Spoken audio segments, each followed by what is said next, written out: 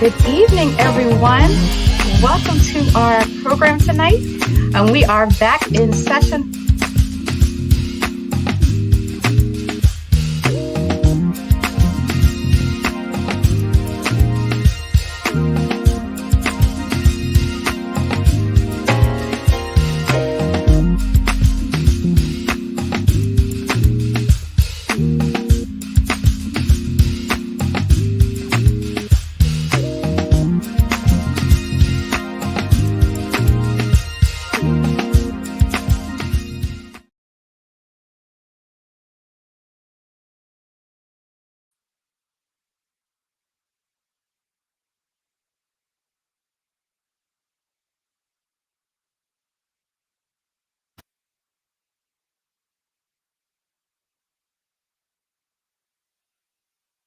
Hello, everyone. Hey.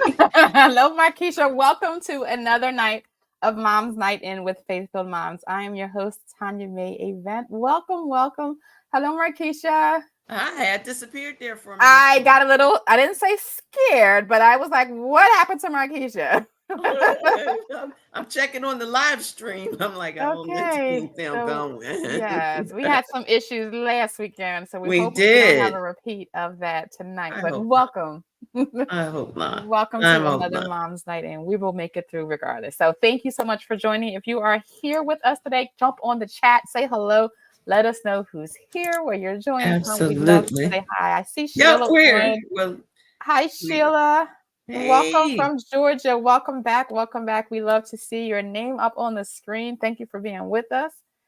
One of the people we typically see first coming to say hello is Carmen May. Yes. But she is in the hospital. I was visiting with her earlier today, so we want to give a shout out. I don't know if she's watching now. More than likely, it'll probably be a replay. But Carmen, we want to say hello. We're praying for you, and we love you, and we miss you tonight. So we hope you are well. All right, so yes, we are in full swing. I think at this point, every state should be back to school. All of our kids are back to school. So we are in the grind now. We are doing it. Yes, we are. How's your new school and your new job going? You got to establish dominance early with the boys. Ooh. It's coming along. It's coming along. It's coming along. They're not bad. They're not bad at all. Let me knock on wood. I'm looking forward to the year. We've got a bunch of them who are going to get ready to go home. So let's give some background to our viewers. So Markeisha has been in public school, and she surprised us over the summer of something she's been praying for. But God blessed her with a new job, a very impactful job. So Markeisha, share a little bit about what you're doing now. I am now the science teacher at the Ferris School for Boys in Wilmington, level 4 correctional facility in the state of Delaware. So I get to teach the young men that unfortunately have their life choices have put them in incarceration. They usually stay about 6 to 9 months. But yeah, and they're usually the kids that are not successful in school. Mm-hmm. They are the kids that some of them are super smart, but it's like if you could only use your powers for good, not evil, just based on their circumstances and everything. And then there's some that have, some learning disabilities that you're like, yeah, you need a little bit of help. But I get to sit with them one-on-one. I was surprised. I get to actually do some direct instruction. Mm-hmm. But because they are who they are, you can't do too much of that. Okay. Just imagine a group of that kid that was on 10. You only had 1 or 2 of those in your classroom before. Imagine the whole class, like 10 of them. Yeah, it's 10 of them, and they're with you. But they're not bad at all. So I'll be there for a couple of years. Yeah, And well, we're then I'll excited. be, yes, I am. And then I'll be in the Shady Acres home Then you'll be for retired. retired Nice, teachers. nicely retired. So we are excited about this change for you, and we are obviously always keeping you in prayer and praying that you make an impact in that school. So Amen. again, thank you so much, those for joining us. We have a great show. If you joined us last week, you know that we are in our new season, season 4, and a new series about premature birth and NICU stay. So we have moms featured all week. I'm sorry, all month who have had premature birth stories that they are sharing with us. And tonight's guest is a special guest, and I cannot wait to bring her in. I have known her for a long time. She, like Markeisha and I, is a fellow University of Delaware Blue Hen. And so I am just always excited when someone from my younger years gets to come back on, because a lot of times you don't always know the story that somebody's been through. You've known them through the years, but did not know the story that they've been through. So I'm really excited and honored to be able to share her story. So if you know someone who may have experienced or has experienced and in the midst of a premature birth, NICU, or just really any situation that they are really needing to trust God for, please share this stream with them, invite them to join us. We would love to have them. So Markeisha, I'm going to say goodbye to you, and I'm going to go ahead and bring out our guest for tonight. I'll see you later. Right. So our guest tonight is LynNae Hill. Good evening, LynNae. How are you doing today? Good evening. I'm doing well. How are you? I'm good. I'm good. So, like I said, LynNae and I think we probably met freshman year. I want to say because we're both the same class. But it was in the '90s. We'll just say it was Nope, in. we're not the same class. When did you graduate? When did you come out? I came out in 98. I'm a little Oh, bit you are younger 2 years than then. Yeah, I'm you. Yeah. 96. Okay, so 2 years behind, but our paths did cross at University of Delaware. And then years later at Victory in Christ Christian Center, we met up again, and we've seen each other Yes. throughout in church and in the same neighborhood pretty much now as well. And I've watched her beautiful family grow. And like I said, just knowing you from school and from church and not really even knowing your full story. And I know that's what one of the great things I like about this ministry is we get to talk about some topics that we typically don't normally share with each other, because a lot of the topics that we talk about can be personal sometimes, of a personal nature, but we love to bring them out to be able to share what God is doing, and sometimes in those deep places, in those dark places, in those hard places. So your story, I want to say I knew about your premature birth because you were always an advocate for March of Dimes. I remember probably early, even in social media, but you were very much of an advocate. I remember you would advocate for fundraising for March of Dimes. And I didn't even think I knew which child, had been born prematurely, but I just knew that you were Yeah. one who was advocating for that. So it was a blessing to hear your story. But I would just want to ask you to go ahead, introduce yourself to our guests. Just say a little bit about who you are, what you do, your family, and then we'll get right into your story. Okay. So my name's LynNae Hill. I live in New Jersey with my family of 5. We are Team Hill, Party of 5. Party of My 5. husband and my 3 kids. So, and after you hear today's story, you might be a little bit surprised to hear that, yes, there was a third, because that almost didn't happen. But my son, EJ, who is 16, he is a junior in high school. My daughter, Eliana, who goes by Ellie, who will be kind of the highlight of our story today, is 15. She's a sophomore. And my youngest is Alicia, and she is 9. And she is a new 4th grader. Yeah, and I'm a high school counselor, so kind of in the same field a little bit of Markeisha, also an educator and working with some of our more troubled youth, more needy youth. So that's me. You're so humble. She's an amazing counselor as well. And I think are you a school board member as well now too? I am, yes. I actually am on the board in our town. I've been on the board, I want to say it's been like about 11 years now, actually, since EJ was in kindergarten, so quite some time. So she's an advocate, a fierce advocate for education as well. So again, thank you so much for joining us. So if this is your first time joining Faith-Filled Moms, I just want to share our mission with you. We are a community of moms, and we provide biblical and emotional support and content to bring hope, encouragement, and inspiration to women facing difficult seasons in life. And every month we face what we call a difficult season in life. And in this month, we're featuring and discussing and sharing about premature birth and just what our moms experienced that during that period of time, some of the challenges, some of the fears, and really how they were able to get through them through faith, through support, and whatever got them through. We know that God is always in the center of that. So we just love sharing their stories to hopefully inspire you again for whatever situation. Yours might not be premature birth or whatever your story is. I pray that LynNae's story tonight will help you get through and face whatever it is that you are going through. So I'm going to open us up in prayer and then we'll get right started. Dear Heavenly Father, Lord, I thank you so much for another Tuesday, another Mom's Night In. I thank you for the honor and privilege to be able to bring LynNae's story to our guests, God. We just pray that you would be with us tonight during this conversation and just lead and guide our words, our thoughts. Lord, you know who's watching live. You know who's going to watch in the future. You know what they need to hear, God. So we pray that you would just use us, speak through us to be encouragement to someone else. Please be with all of our technology. Allow everything to work exactly as it should, and that you would always get the glory. In Jesus' name we pray. Amen. Okay, so LynNae's full story will be published tomorrow on Faithful Moms, our website, faithfulmoms.org. So if you have not done so already, please sign up, leave us your email address, and you will get a notification first thing in the morning with the link to her story.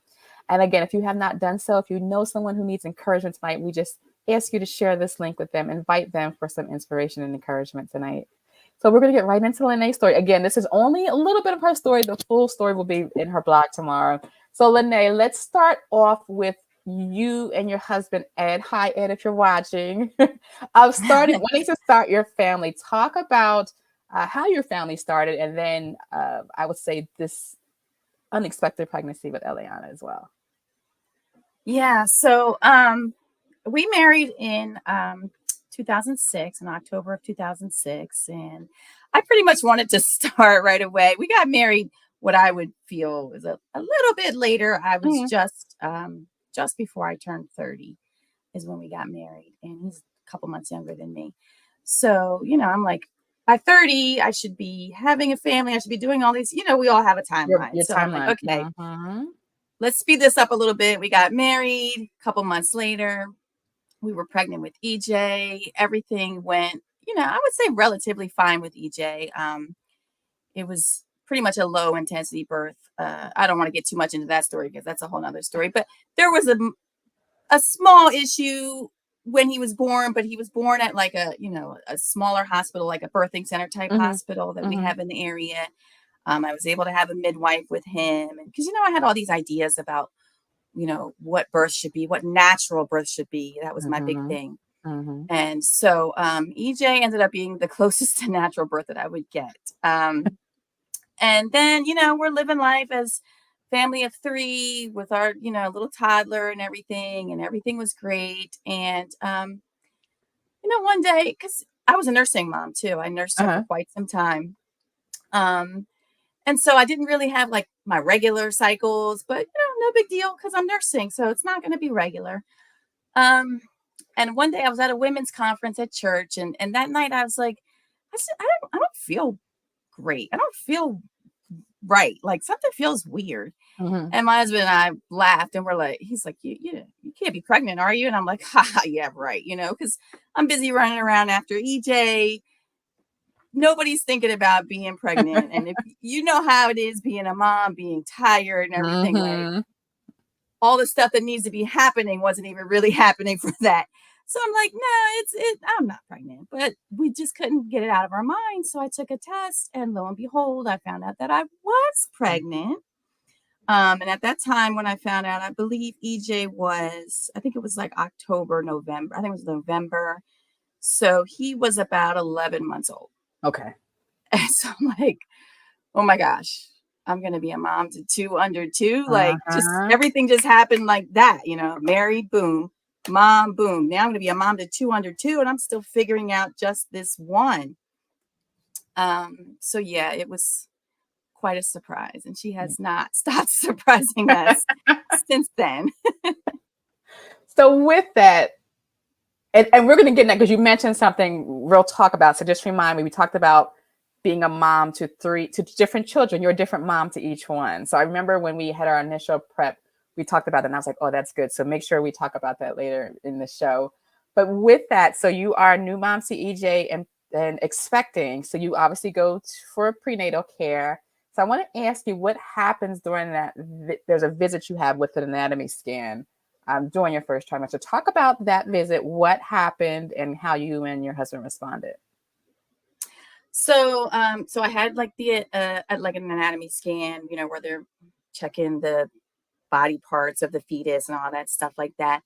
And they noticed what they thought to be called rocker bottom feet. And that kind of sat with me because I'm like, what is that? Like, what does that mean? What are we talking about here? And I was told that rocker bottom feet can be an indicator of a trisomy. Like there are several different trisomies, and it could indicate maybe one of those trisomies.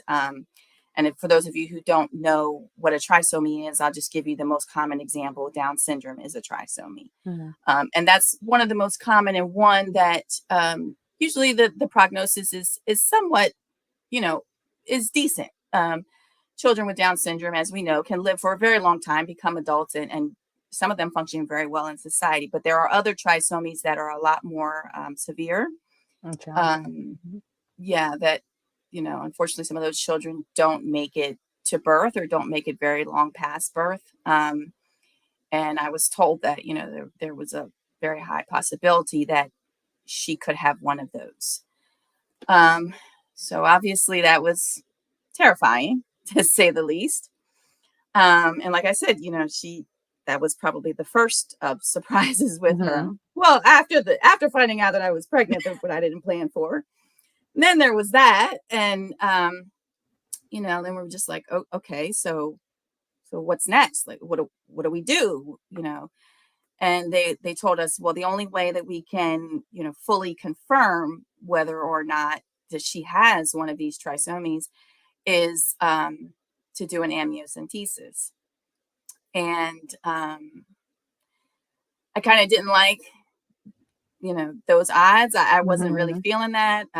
You know, I know that we're in a more modern time, and there's been a lot of evolvement, I guess, in those areas. But I still felt like there was a lot of risk involved with amniocentesis that we just weren't really willing to take. We weren't really willing to take that risk. And we both also felt, you know, even if we get the amnio and we find out that she does have, you know, this life-threatening trisomy, what would we do with that information? Would it change anything? And we knew that it wouldn't. So it was kind of like, well, then what's the point? You know, we knew that we were going to do whatever we could do with the time that we had with that child. So it didn't really make a difference. And so we decided against getting the amniocentesis. So, you know, we were a little bit unsure. But at my next ultrasound, when they like repeated all the measurements and everything, they're like, okay, her feet look fine. She doesn't have the rocker bottom feet. Okay, great. That's wonderful. But now we see that you have what's called placenta previa. Okay, what is that? I didn't know anything about that either. And I was sharing, before you go over that, I was sharing, you know, as I'm reading through this, I know when I was pregnant, it was what to expect when you're expecting was my guide. Like, we didn't Google, you know, so now you get any diagnosis at all. You can go on Google, you can find all the other details. But back then, we really didn't have that. So a lot of the things doctors would tell us, we had no clue. We didn't know what to expect or anything. But I just thought that was interesting. Like, we would read more. There were some baby websites, but for the most part, you don't have all the information knowledge that you have now. No, definitely not as much. And, you know, I didn't have a frame of reference. I didn't know anybody who had been through that. And, you know, I think you and I talked about, if my doctors didn't tell me about it and it wasn't, you know, readily available to me, I didn't know. And so it was explained to me that part of my We lost you. Go ahead. I heard Okay. part of your placenta. Yeah. Was covering my cervix, and that it was essentially blocking the baby's passageway, the exit route, Mm-hmm. if you will. And so, I was told that there's a possibility that it could move, it could migrate, and then you'd be able to have a vaginal birth. Because for me, it was huge. I wanted to have a vaginal birth. I'd had a vaginal birth with my son. Like I said, his was the most normal birth that I had, vaginal, unmedicated, and that's the experience that I wanted to have again. So it was very important to me to want to have a vaginal birth, but I had to be monitored closely, and checked regularly. And with my son, I had a midwife, and I had him, like I said, in that birthing center style hospital. I was told, we can't do this with a midwife. And we can't do it in the birthing center type hospital because, if there are any complications, you need to be in a hospital that has a NICU. Yes. A level 3 NICU. Yeah, I would say all the support that you would need in case of a medical emergency. So let me ask you, you are at this point, you have two, I think, pretty kind of life-rocking diagnoses through your pregnancy. So what is your mental state? What is your emotional state? How are you getting through this? Who are you reaching out to? Like, how are you handling? Because of course, a pregnancy, 9 months, 8 months, however many, you're waiting. So during this wait, you have this baby inside of you, and you're hearing diagnoses about your baby. So how are you handling this during that time? Like, how are you handling these diagnoses? Definitely there was a lot of prayer, and my husband and I, a lot of just like leaning on each other and just really, trusting God. Because I felt like there was nothing else that we could do. There wasn't anything that I could do. And, as mothers, we like to try to be problem solvers, right? We like to try to figure things out. To have the answer, right? Yeah, to have the answers. And I didn't have any answers. And there was no way that I was going to be able to fix this. I couldn't make my placenta move, So I just had to trust God, and we had to lean on each other. And, this is going to be okay one way or the other. And at that point, I wasn't as worried, because I said, okay, so she doesn't have trisomy. That's the best thing, this can't be that bad. The worst case scenario is I might have to have a C-section. I can deal with that. It's not what I wanted, but I might have to have a scheduled C-section. Right. And that's how it was explained to me. If it doesn't move, we just move forward with a scheduled C-section. That's it. Everything will be fine. Yeah. And they didn't really go into, my doctor didn't really go into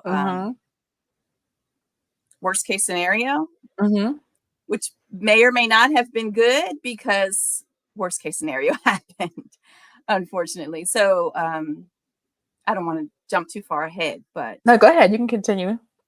Yeah. So I was going to ask, my next question is going to ask you when you woke up. So, in your third trimester, well, I'll answer that. In your third trimester, as I remember reading, you were planning, right? I think were your doctors making plans early in the third trimester, you had some things that were scheduled. So talk about, because your placenta didn't move, what were the preparations the medical team was making for and preparing you for delivery? Thank you. So at the point in which the placenta didn't move, so I was scheduled for the C-section. It was supposed to be, I was supposed to be delivered at 37 weeks. So she was due late July, and I was supposed to be delivered at 37 weeks. But prior to that scheduled delivery date, I was to go into the hospital and have steroid injections to help to develop her lungs, because babies that are born, before that time, typically their lungs are underdeveloped and they have difficulty with breathing and everything else. So all of that was scheduled, everything was set. And I didn't make it to the date of the scheduled steroid injections. Unfortunately, I woke up on Sunday morning, June 14th. I remember it was a Sunday morning, like it was yesterday, because we're waking up, getting ready to go to church like we normally did. And, but I felt something felt wrong. And I felt like a wetness. And I looked down and I saw a large amount of blood. Again, being mom, I kind of calmly nudged my husband and said, "Hey, you got to get up. Something's going on here, And so he got up, it was first thing in the morning. Our son wasn't awake or anything like that. And, he started getting him ready while I called my doctor, because my doctor did say, if anything happens, call me. So I called her as I'm getting my son's diaper bag together, still being a mom to a toddler. I wasn't worried about me so much, or even So there was no concern at that baby. point with the blood. Like, you're just like, were you worried about anything at that point, or was there any idea what was going on? I mean, I would say that I was slightly concerned, but I don't think that I had the level of urgency that I probably should have. That's why I say that maybe it's good and maybe it's not so good that they didn't prepare me for a worst case scenario. Right. Because I didn't freak out. But I just knew that, this is not right. Maybe if they had said, if you're bleeding heavily, do not pass go, do not collect $200. They didn't say any of that. Right. So I thought, I got plenty of time. And my son hasn't had a diaper change. My son hasn't been fed. Those are the things that were going through my mind. Your morning routine, right? Your regular morning routine you got to go through. Yeah. And I can't leave for the hospital without him having a diaper, right? I can't take my son in a dirty diaper. So I got to figure all that out.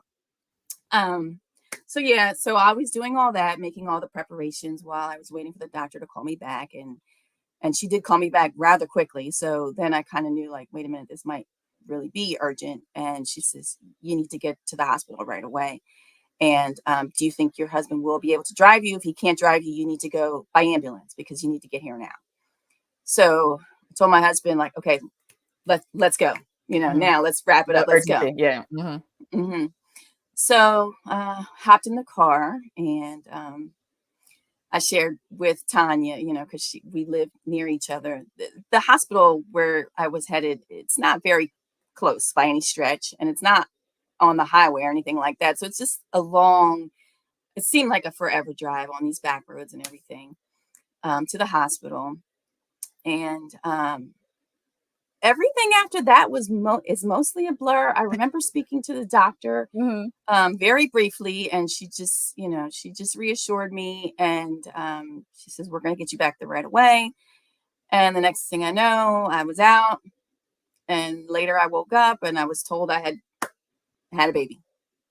Wow. And that was pretty much it. And she wasn't there in the room. Again, it wasn't like my son where, we were in the same room together. She wasn't there. I didn't see her. I didn't lay eyes on her. I was just told, she's okay, but she's in the NICU. And then I found out that what had happened was I had experienced placental abruption. So that's when the placenta actually tears away from the uterine wall. And that was the cause of the bleeding. And it can be very dangerous. It can be very deadly, actually. And one thing that I shared with Tanya, and this is why I say that some of you may be surprised after hearing my story that there was a number 3, because the doctor said to my husband, and I think she was trying to say it like kind of as a good job, like as a pat on the back, did a good job. But she said to him that if we had gotten there even a few minutes later, that he would have lost one or both of us wouldn't have made it. I think that's how she worded it. And that stays with him forever. He still talks about it now. Because he was terrified. Yeah. He was terrified to hear that. I almost lost my wife and or my baby. I could have been a single dad, like all those things that went through his mind. So but God. That's, again, someone and you have no idea their story, not knowing any of that. And one of the things I thought was very interesting when I was writing your summary out, I remember typing, you had unwavering faith through the difficulties. And I said, wait a minute, I don't want to put that, because I know a lot of times we say that, but I think our faith does waver. You know what I mean? I think sometimes we stand in faith, but we still have doubt. And I don't want people to feel bad if they do have moments of doubt while standing in their faith. I think it's very normal, myself as well, where you're believing God, but sometimes you still question God, like why God or when, and you question some of those things. So I just, you know, your faith walk. And again, I know we had some, Christian families and friends that were rallying around you, but talk about, did you waver? And if you experience waivers of questioning God or doubting God, even after she's born in the NICU, how did you deal with those emotions that you were feeling and those thoughts? I think, to be honest, I wavered the most probably with the potential diagnoses of the trisomies. Just, like I said, I was a mom to a toddler already, and just like, God, like if this is, this is what our family is going to be dealing with, like, can I handle this? Can we Yeah. handle this? I'm Yeah. still figuring out just how to be a mom in general, because, he was only at the time when we found out the diagnosis, he might have been maybe 13 months. He was just a little thing himself. So I'm still figuring everything out. I was still nursing him at that time. In fact, I stopped nursing him at 15 months just so I could get a little bit of a break before the next one came. Yes. Yeah. Yeah. So, yeah, I think that's probably the time when my faith was really tested the most. Like I said, we did have to lean on God and trust in him, because we knew that we didn't want to do the amnio. We didn't want to, just take that risk, however small it might have been. Like, we didn't want to roll the dice. Yeah. So we had to trust, but it was also kind of like, but why? Like, why are we facing this? Why? Questioning at the same time. Yeah. Yeah. So talk about, as she's in the NICU now, that's interesting. As I'm reading each of the stories for this month, everyone's NICU, I think, transition is different of the baby going to the NICU. So you wake up and she's already gone. So talk about you finding out, seeing her for the first time in NICU, and what that NICU experience was like with her. Yeah. So, the first time was after several hours, because, you wake up after an emergency C-section where I had been under, like, I was in recovery. You know what I mean? I couldn't just pop up and say, let me go see my baby. Again, in contrast to my son, he was born at, I labored with him all night long. He was born at 6:38 in the morning. So I fell asleep. And as soon as I woke up, I got up and I'm walking down the hall like nothing, no big deal. I couldn't do that because my body had to physically, recover. So it was several hours before I was even able to go to visit her in the NICU. I had to be wheeled down in a wheelchair and everything else. And, you finally get there, and there's all this, anxiety and anticipation. And then you just see your child, tiny little thing, to me, tiny. And I know there's other NICU moms that maybe were on last week and will be on after me that maybe even had smaller. She was 4 pounds, 9 ounces. But EJ was 8 too. So she was almost half his size. So to me, she was just this tiny little thing. And she's just wrapped in all these cords and tubes and all these machines beeping. And it's so surreal. Like, I felt like it was like an out of body experience. You know what I mean? I could not hold her immediately. I could just look and cry and just be like in shock, I could talk to her, but, excuse me. Yeah. And then even in the following days, again, your body doesn't just snap back after an emergency C-section. So as much as everybody's telling me, you need to rest, you need to recover, my legs were swelling up and all kinds of things were going on in my body. But my mind was saying, but I'm a mom. Yeah. And I need to be and my daughter's in the my NICU. child. Yeah. Right. So I was going back and forth to the NICU all day long instead of staying in my hospital room. And then even, when I was discharged, I would only go home to sleep because I couldn't sleep in the NICU as much as I wanted to. They would let me. So I would go home to sleep and to be a mom to EJ. And then first thing in the morning, I would get up, somebody would drive me. My mother-in-law would drop me off to the hospital. I would stay there all day, you know, doing the kangaroo care. And then when she finally stepped down, because she was in the incubator, and then they stepped down to like the open air bassinet. Then we were working on nursing. After she got her suck swallow reflexes, we were working on nursing. And again, that didn't come as easily with her as it did with EJ. EJ. Yeah. So you're comparing almost your experience almost with her, everything that you knew as a mom and experienced as a mom Right. with EJ, you're Right. not experiencing Well, that with her. And just like you said, the thing we said we were going to get back to, we can get back to it now. Like, Yeah. you know, I was no longer a new mom, but I say this all the time, and I share this with Tanya, and this is what she wanted me to share with all of you.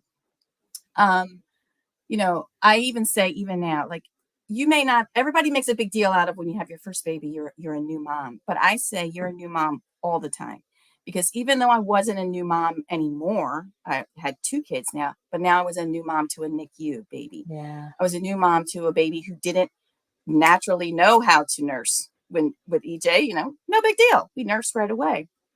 Later, I'll share some other things that were new to me. And even now, you know, I'm a new mom to a junior in high school who's learning how to drive, you know. Yeah. I'm a new Whole mom to, like, nother world. exactly, like, New worries. Yeah.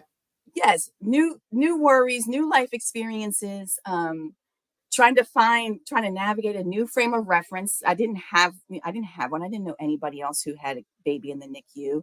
I didn't have anybody that I felt like I could talk to, or a community. Yeah, so I was just trying to figure this all out and still be a mom to my toddler, you know? Yeah, I love that. I think when we talked before, you just shared like the reason you were so committed to March of Dimes is because you remembered how you felt and not having that community and wanting to make sure that other moms that experienced that did know that they were supported and did know that someone had been where they were, and wanting them to not have the same experience that you had had. Yeah, and also it was just a way for me to kind of like work through the trauma, because it is trauma. The whole birth experience was traumatic. And, you know, and even today, it's 15 years later, even today, I still get choked up, Yeah. you know, a little bit talking about it. Like I said, you know, none of us, we all have like this idea in our mind of how it's supposed to go. And nothing with this girl went the way it was supposed to go, you know, and just kind of figuring out how to deal with,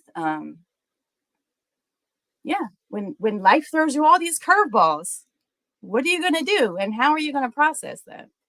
Yeah. And I think another commonality that you mentioned earlier that, again, as I'm preparing and reviewing the stories for this month, is that all of the babies in the NICU have to pass a series of tests to be released from the NICU. So talk even about that, like how long she was in the NICU and you and your husband waiting and praying for her to be able to meet all those milestones, to be able to go home. Yeah. So she ultimately was in the NICU about 2 weeks. And again, one thing that I learned, because I'm always like, well, she wasn't in there that long. Well, she wasn't that early, you know, like when you asked me to be on the show, well, there's other people that have stories that are, you know, more traumatic than mine. Like, why do you want to hear from me? But I was reminded that, you know, my testimony could be a testimony that somebody else needs to hear. Maybe somebody else is dealing with their baby only being in there 2 weeks. It's still a story and it's still an experience. So she was in there 2 weeks. It's still a traumatic experience that you had too, you know? Yeah. And I don't discount that. Yeah. I do. So I have to learn not to. Exactly. Yeah. But she had to be able to develop her lungs well enough to be in the open air breathing, like I said. So she was in the incubator until she could, you know, breathe strongly enough to be in open air breathing. And then the feeding until she was able to develop her suck swallow reflexes and actually feed on her own. She was fed through a tube, so that had to come out. So all those things had to happen. Her body had to be able to regulate its temperature. Temperature.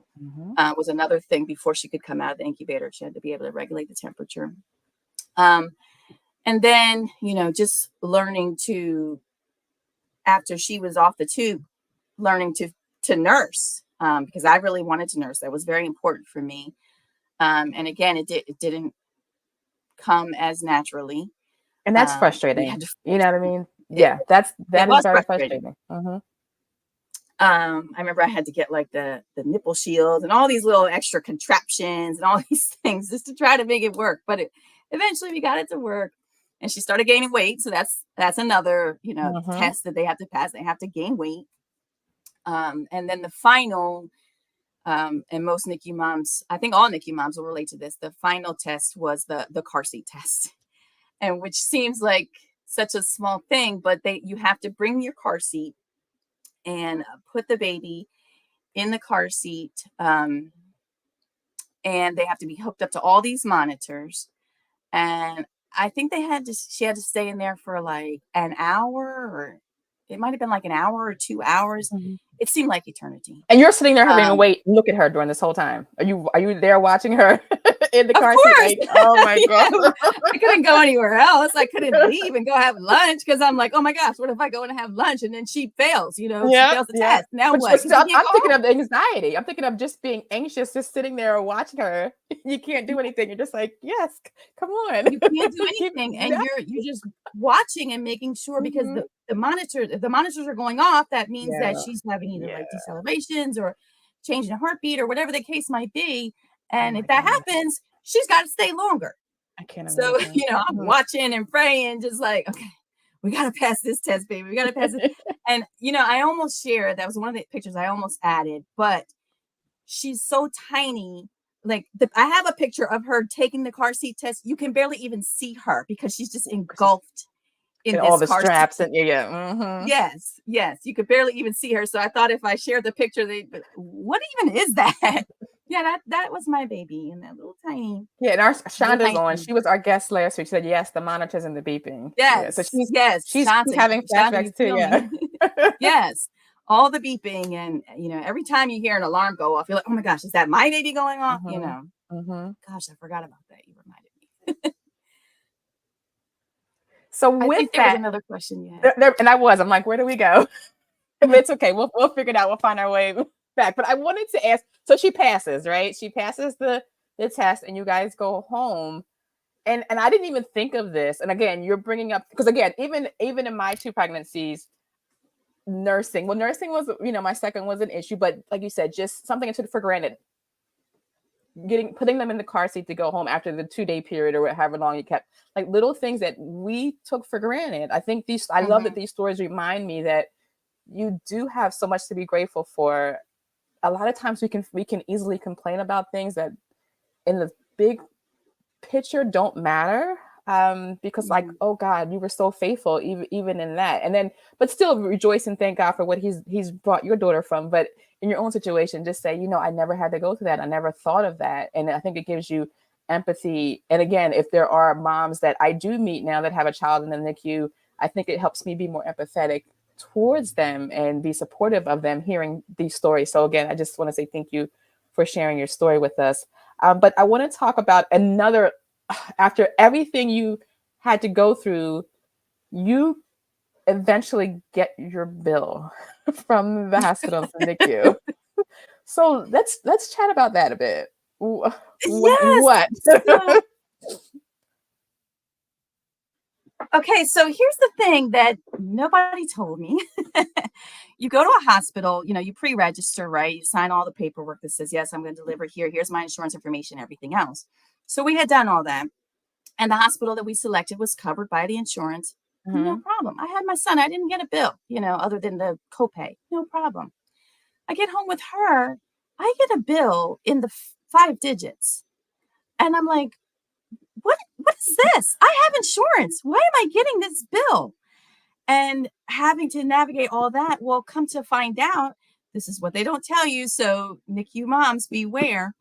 The hospital is covered by my insurance, but the NICU doctors are not covered by my insurance. Mm. And, you know, Wow. it really ticked me off because it's like, well, at that point, nobody ever told me that. Mm-hmm. I'm sure it was somewhere in this thing that you signed. Oh, every doctor within the hospital might not be covered, but it really wasn't explained, you know.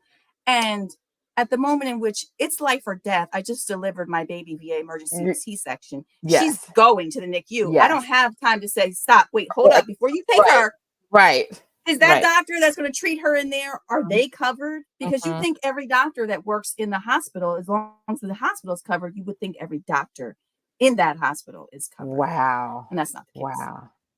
So, yeah, had to fight with the Oh insurance over that. And we my. ended up getting part of it covered, but a lot of it was considered out of network and we had to pay. It's like another trauma on top of everything Yeah. you've had to go through. Yeah, exactly. And you don't have the ability to say, oh no, I don't want them to go to that NICU. I want to take them somewhere else Yeah. and go to a Yeah. NICU that has a doctor that's covered. Because you at that point, you're just trying to save your baby's life. Yeah. You're not even thinking in terms of that at all. Yeah. So as we are now talking about you're continuing to mother, Eliana's home, EJ is home, and it doesn't end there because obviously she's born early. She is now dealing with some developmental delays. So talk about those early years, talk about those. And I remember again as well, going to the doctor's visits, and at a certain amount of months, they check off, is she doing this? You got to sit there and check off if your child is doing certain things or not. And so I know there's probably physical developmental, there's movement, motor skills, all those things. So talk about those early years and how you're, dealing with her developmental delays.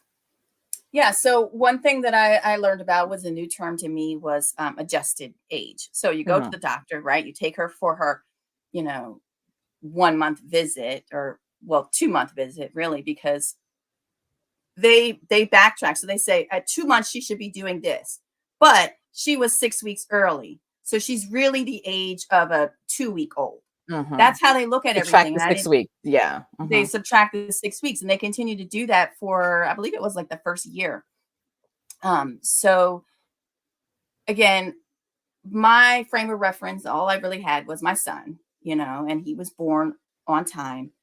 But eventually I started to notice, like you said, there were some things that I wasn't able to check off for her. There were some things, that she wasn't doing in a timely fashion, even for the 6-week adjusted age. And so, I spoke with the pediatrician about it and ended up looking into early intervention.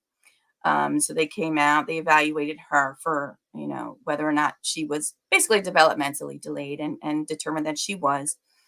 Even with the 6-week adjustment, she was developmentally delayed. And so then we had to start dealing with some developmental intervention, physical therapy, speech therapy, all of those kinds of things. And so, yeah, there just was a time of, again, worry, fear, anxiety, is she ever going to catch up? Is she going to be like her typical peers? Is this something that, that we're going to be dealing with for the rest of her life? But, luckily she caught up and, she's now 15 and nobody And would know doing the really me. difference No. at this point. Yeah, she's So doing amazing. I was gonna ask you, during that time, did you any of your friends or your circle, did anyone ever experience that with their child? Like, were you the only one that was kind of going through that and having experienced that on your own? Yeah, I was the only one. Mhm. All of my friends circle, we all got married a little bit later, had babies a little Mhm. bit later. So there was only one of my really close friends that had children that were older than mine and had not been through any of those things. And then it was me. So, and then I had another friend who had twins after me and did have a little bit of time in the NICU, but that's pretty typical of twins. They're usually born a little bit early, usually spend a little bit of time in the NICU. And I think it was just days for them and, Okay. went home and everything was fine from there. So yeah, again, I didn't really feel like I had much of a community. We talked earlier about, the internet and Facebook and everything kind of being a Mhm. lot different than it is now. But Yeah. I did start to find some communities on, on the internet, Mhm. of people that were having babies around the same time, experiencing, developmental delays and things like that. So that was kind of where I went, was that online community. Now, did you have support in person? Like, what did your support, like, even during the NICU, I'd say coming home initially, again, 2 under 2, were you kind of, you and your husband shouldering this burden by yourself? Like, what did your support look like as you're, again, coming home, 2 young ones, NICU stay, healing from a C-section? Like, that's a lot. So what, how, and I know Mhm. you want to be superwoman, super mom and super wife, but what did your support, like, how did you get through that time?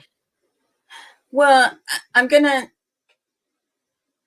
say something here that's kind of gonna sound like a little bit of an unpopular thing to say. Mhm. Um, I I thought I would get more support from my church, and I really didn't. Okay. And but I think one thing that I learned is that you can't. Sometimes people don't know how to help, and Mm. you can't expect help if you don't ask for help. So maybe it was also, on me, on us, to be more vocal about what we needed and how people could support. Um, so yeah, we did a lot of it ourselves. I mean, we had my mother-in-law, she lived close by, and she helped out when she could, but she was working, she worked nights. So there wasn't really a lot of help for her. Other than that, I don't really have a lot of family in the area. Mm. So, and my husband went back to work.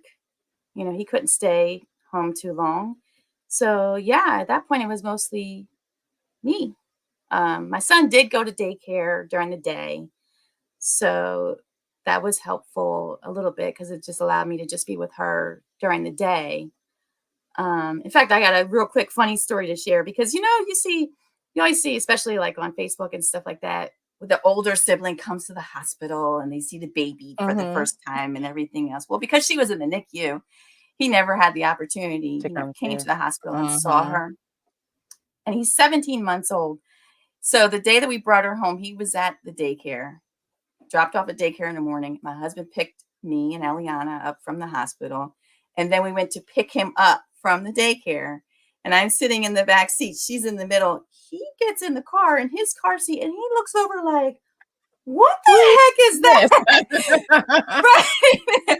Where did that come from? Who And my is- husband and I, we still laugh to this day because that look on his face, it was just total shock. I mean, because the last thing he knew, there's a baby inside Yeah. mommy's belly, but at Mhm. 17 months, they don't really process that. And next thing you know, there's another little stranger in the In my car. seat. Right. Right. Yeah. Wow. Wow. And it's interesting. I want to go back to what you said about support. And I'll tell you, we've done so many topics, and I'm even coming to mind my our cancer show, where that same thing. We don't ask for help. We talked Mhm. about that, and I know I remember one of our guests, Libby, was on, and I just remember her, talking about that. I think Marquisha, even our guests, I think all of our guests for that show, you're wanting someone to help. You know what you need, but it's hard for us to verbalize that. And that's Mhm. one of the things that I'm so grateful on this show. I hopefully that those that have been regular watchers are viewing this and knowing that if you hear someone's in a hospital, not just I'm going to pray for them, like send them a gift card, send them Mhm. I tried to do like a DoorDash gift card or groceries or something. I know someone mentioned even parking because they have to go to the hospital every day. And depending if your hospital's in the city or doesn't have parking, you've got to pay for parking every day. There's so many different ways that you can help. And so we don't always, and we shouldn't hopefully be in the mindset of having to be asked. If you were in someone's shoe, Mhm. what would you do? You need to eat. I think that's the main, like you need to eat and you need your house cleaned. Certain things Right. like that. Those are small things that if you're ever thinking how you can help someone, especially if they're having a medical situation, the hospital, whatever, food and house cleaning and babysitting if needed. Those are Yeah. like major things that we can do to support those, in our communities and in our circles without having to be asked for it. Yeah. Yeah, I do agree. I think it kind of goes both ways. I definitely think that there are things that people can just automatically just jump in and say, we can do this. But I think also, again, as women, as strong women, a lot of times we don't ask No, for help, and it's okay. I know it's you not a asked me sign when I of was writing weakness. everything up, and I had a little bit of a hard time with it at first. Yeah, I had a little bit of a hard time with it at first about the words of encouragement, but that's the one thing that resonated with me. It's okay to ask for help. Um, We all need help. we Yes. can't do it all. We can't do it all. Yeah. Yeah. Especially if you know someone that's in your circle. And if people say, what can I do? If they ask you that, answer. Mhm. Don't say nothing. Don't say I'm okay. If someone says, what do you need or what can I do? You all Right, you could do is ask. If they can't, they can't. But there's no harm in just responding and saying, it would be nice. I need this, or can you do this? right. You know? So in closing, this has been amazing. Time is going so fast, but she said I'm speaking from experience. Thank you, Shonda. um, in closing, I think there's two questions I kind of want you to try to answer in one. Okay. Moms, we like to speak to moms at the end. So moms that are maybe comparing, I'm thinking of Eliana and maybe not being on the same level as her peers, maybe in school, daycare, whatever. What would you say to moms who are comparing their child to someone else's child and maybe not being up to par? Like the trap, like I Yeah, know what they say, comparison is the trap of contentment, I think, or I don't know if I'm messing that up or not, but I know comparison really, it can mess with us as moms, right? So what would you say to moms who are yeah, I struggling think with it constant can, but comparison? I think again, it goes back to, I think we're circling back to the same thing over and over again. Every child is different. Every Hmm. pregnancy is different. Hmm. Even among siblings, and I was guilty of it. I was comparing her to what happened, with her Yeah. brother and what he was doing, and when I was pregnant with him and everything else. But that's the beauty of children and human beings, that we are all different. So, and even if she had never caught up, would it change anything about, Mhm. the love that I have for her, or anything? No, we would just learn how to move forward with whatever cards we're dealt. So there's no perfect answer. There's no box, Mhm. So, and And there's no it's perfect funny. there's no perfect story either, right? Like, Yeah, it's funny that you mentioned like the doctors having these like checklists. mhm. Like, we need to just throw all that stuff out the window, really, because every kid is different. So why do we do this? Yeah. And then yeah, because then you qualify them, and then you feel like again something is wrong with your child when they're perfectly normal. They're perfectly the way that God created them. Yeah. I just want to say thank you because I know when I first reached out to you, you were like, I'm only going to do this for you. So thank you for doing this for me. You were amazing. I Oh, thank you. appreciate you sharing your story. And again, it was even better. Again, we've known each other, I don't know, 30, at least 30 years now, but getting to know you better and knowing your story, I appreciate your transparency, sharing with our guests and sharing with your story. So everyone, LynNae's full story will be on our site tomorrow, faithfillmoms.org. Again, if you have not done so already, please leave us your email address there. You will get each story each week. Each blog will be delivered every Wednesday, and then you'll also get a preview of the next week's story along with the link directly there. So you don't have to look for us on YouTube or Facebook. You can click right in your email and find us there. So again, LynNae, thank you so much.